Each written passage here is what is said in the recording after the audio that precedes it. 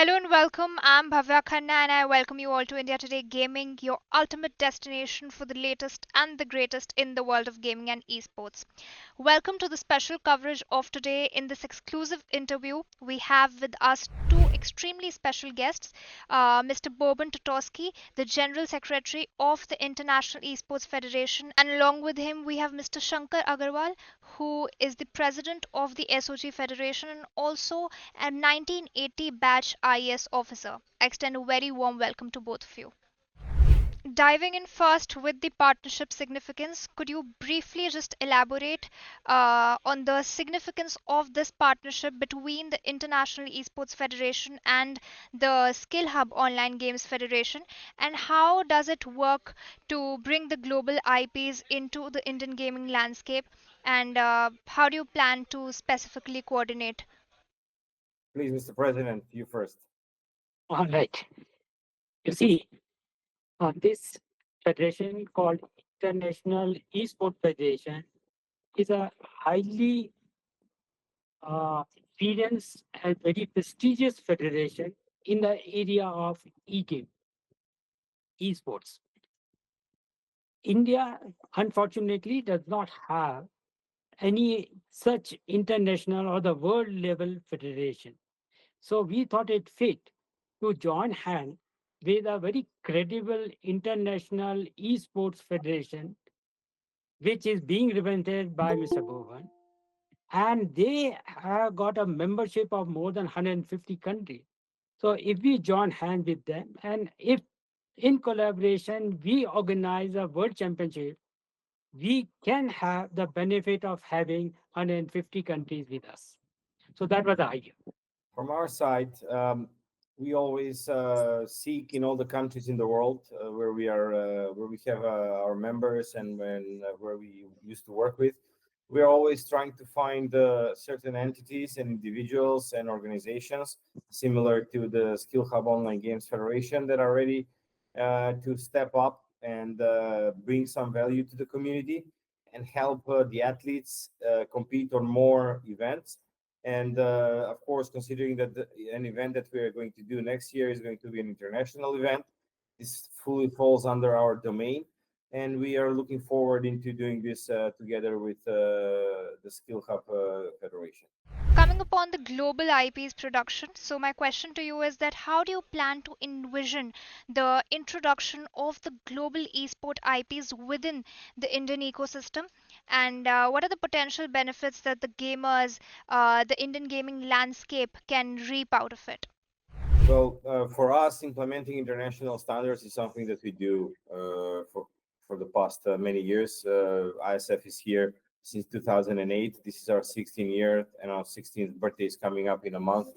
So we have been doing this for quite a while, and there are processes and systems that are not very complex, and just a matter of educating and finding the right partners that are actually there to implement those international standards.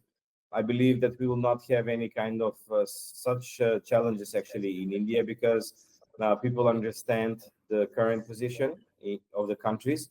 People understand that a change needs to be made and that proper investment and structure is required. And we are here to help with our guidelines. Of course, there is no one model fits all. Rules and regulations and laws are different in every country of the world. Maybe there are a few of them that have for us in the Balkans here, but there are quite a lot that don't. So we are here to actually listen to our friends, understand the policies and the legal frameworks that currently exist in India, and try to implement as much as we can from the global experience that we have. Talking about the government support, how does the Indian government plan to engage more when it comes to the Indian gaming landscape as well as helping the SOG Federation in this groundbreaking partnership? And what are the ongoing discussions, any resources that are being currently allocated? So, first, Honorable Prime Minister has already given a clarion call to promote e-gaming in this country. Not only that, thereafter, from the on the 15th of August from the Red Fort, he has categorically stated that we would promote e-gaming in a big way. And why e-gaming in a big way? Because it brings in a lot of investment. It gives us an opportunity to hone up our cognitive abilities especially in young boys and girls. And third, it creates very good quality employment opportunities for our young boys and girls, especially in technology area. And finally, when we host such championship, it basically gives us an opportunity to showcase our country, our capability, our capacity, our culture, and then it also helps us to develop and to create many economic opportunity for our young, for our local people. So that's the idea.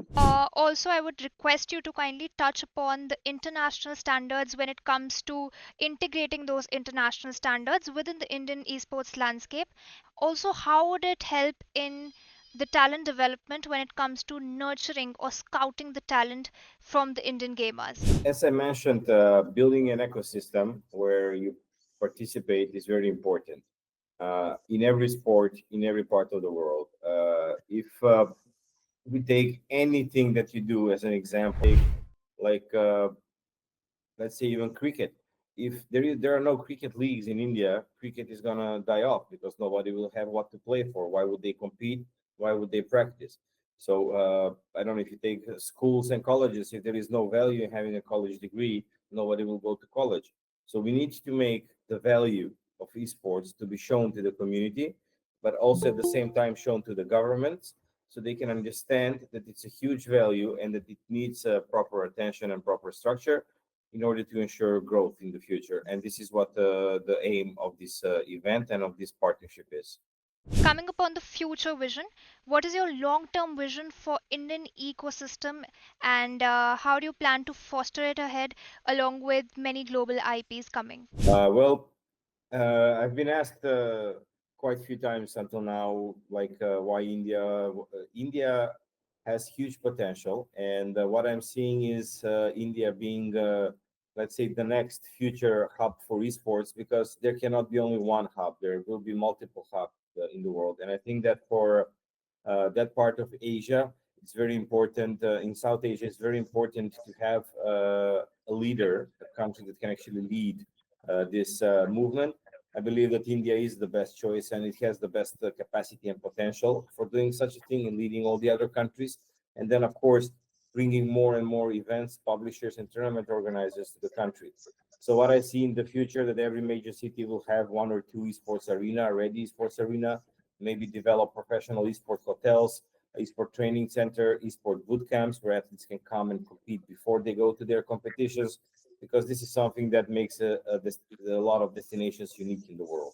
And I think India has the capacity, in combination with your wonderful hospitality and professionalism. I think it's a formula for success. The most important objective of all is to bring international teams to India to compete and give an opportunity for Indian clubs to compete with international clubs. This is how you gain international experience. This is how you understand the level of the game and of how prepared the actual athletes from India are. Of course, the selection process for the best club is going to be done by the SOG Federation, and they will have that privilege and responsibility at the same time to select the best club, because the clubs that will be coming internationally will also be professional.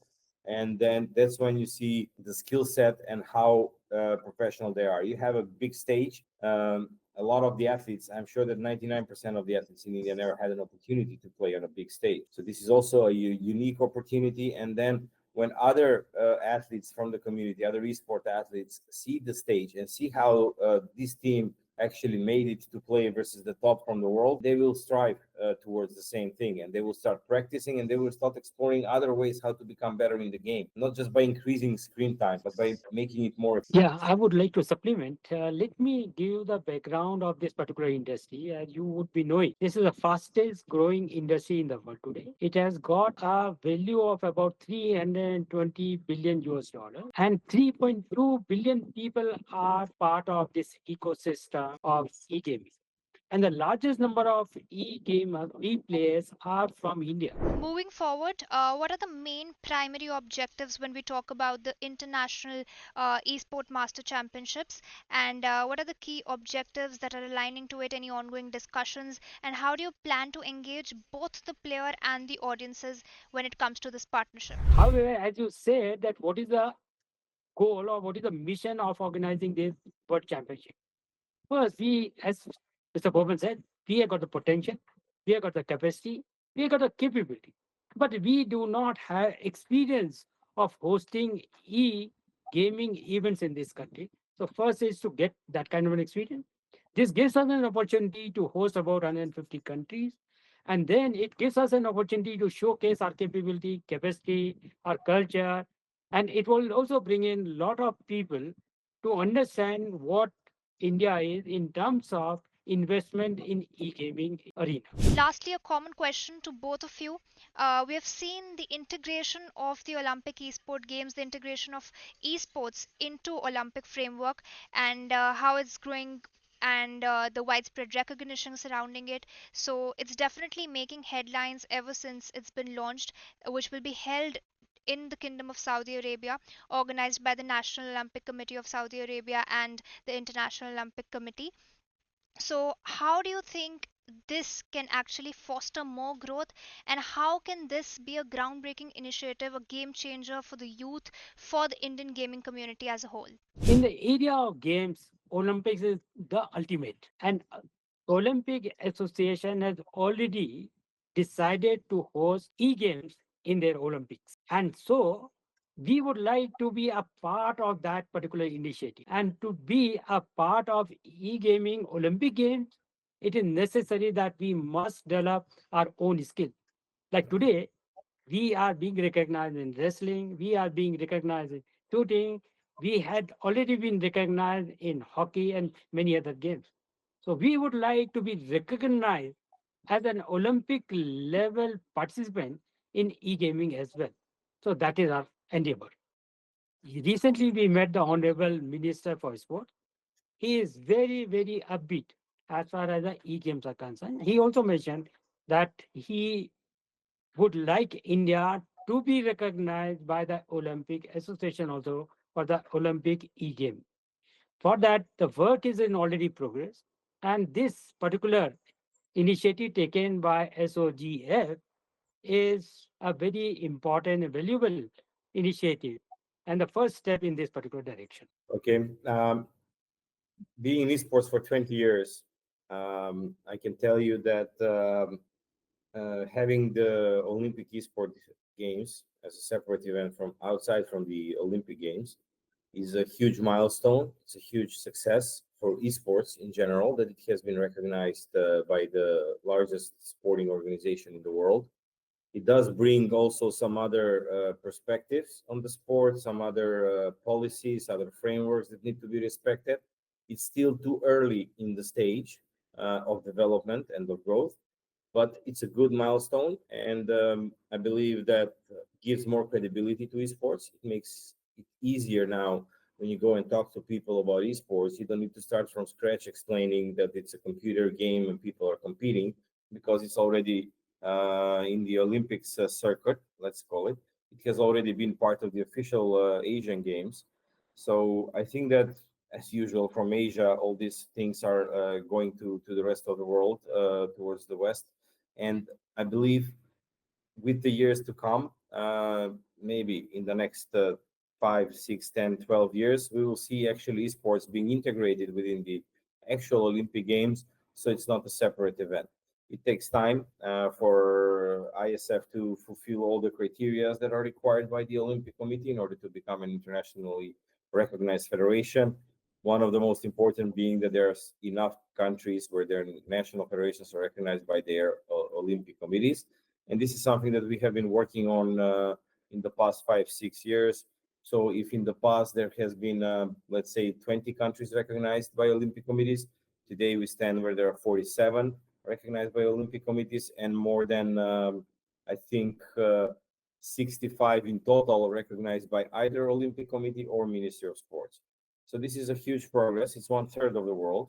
But I believe that once we pass the benchmark of one half of the world being recognized by their governments, the discussions will slowly shift and change in favor of esports being not in kind of mood regulated, but more, let's say, framework. So the athletes are not being used or abused for prize money, for funds, or for someone making business profits out of it. But actually, it's a sport, and it needs to grow as a sport within a proper ecosystem for it. Wrapping up, thank you so much for this lovely interaction. It was lovely interacting with both of you and getting to know more about the partnership between the IESF and the SOG Federation. And we can't actually wait to witness the global IPs being produced right here in India, and especially at a time when the global ecosystem plus the Indian ecosystem is at a rapid Thank and you. Thank major you. transformation. Thank you so much to both Thank of you. you. Thank you It so was much. lovely interacting.